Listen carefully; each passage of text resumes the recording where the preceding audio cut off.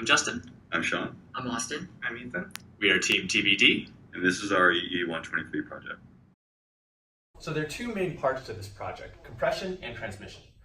For transmission, we first start with a photo and we downsample in space and time, followed by a JPEG-like compression, followed by entropy encoding, specifically in our case, BZIP2.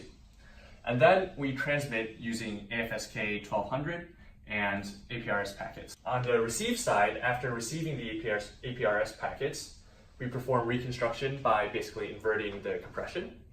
And then finally at the end, we do a little bit of post-processing, in particular Gaussian blur. So this is how we implemented our compression. The first thing that we did was to downsample in time and space. Downsampling in time produced a little bit of temporal aliasing in the form of flickering, so we had to apply an anti-aliasing low-pass filter. After that, we split our image into the luminance and chrominance components and did chroma downsampling on the chroma components. We then applied DCT, followed by quantization. And for quantization, we had this variable factor that allowed us to implement either coarser or finer quantization, which led to fine adjustment of the overall quality. And finally, we applied entropy encoding using BZIP2 because we found that BZIP2 had a better compression rate for redundancy than did gzip. We also implemented a version of JPEG 2000, however, our regular JPEG implementation outperformed it, so we ended up using that instead.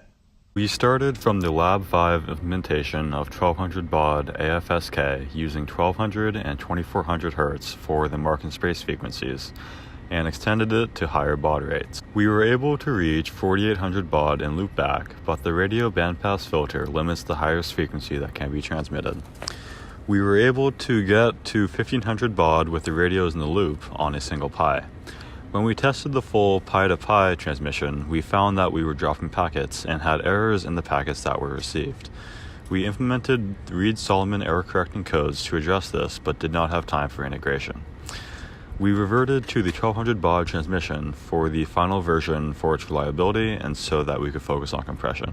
For some of the images, we did some post-processing. The goal of our post-processing was to try and reduce some of the artifacts caused by the tiling from the JPEG compression. So to handle that, we applied Gaussian blur. That would tend to smear out our image. For some images, we just use Gaussian blur, but in general, we would use none of this.